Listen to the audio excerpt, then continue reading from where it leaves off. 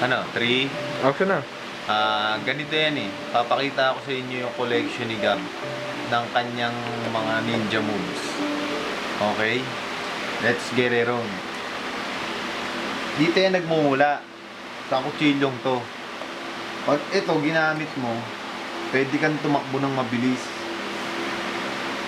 Ito, pampagaan to.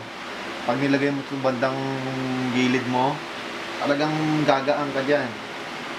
Ito talaga yung pinaka-favorite ni Gab. Pang ano to eh, pampatay to ng mga tigre. Ayun oh, ang dami niya napatay na tigre. Ay tama yung mga napatay ng tigre. Ayun lahat yun. Talagang magaling to. Pero wala nang mas hihigit pa dito. Ito talaga, ginagamit talaga to pampatay ng mga malalaking dinosaur. Ito naman, wala lang to eh. Mahina to. Pero pwede rin to gamitin sa mga manok, mga manok. Ito naman, ay maganda to. Astig to eh. Kaso mapurol na yung ano nito eh, kasi galing pa ng World War II to eh.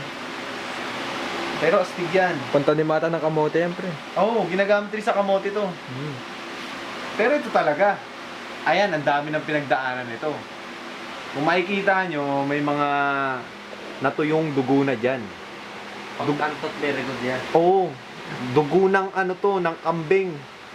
Talagang pinanlaban to, itong kutsilyon to. Astig to eh. Gusto nyo pakitaan ko kayo ng example kung paano gumamit ng mga kutsilyong ganito? Nga, pardon. Dito yan eh. Oh. Mamimili ka muna. Pag ikaw nakapili ka na, siyempre ito na napili mo eh. Okay na yan, ibabato mo na to. Talagang pag binato mo to, talagang tusok. Astig. Buwa mo. Pakitaan ko kayo.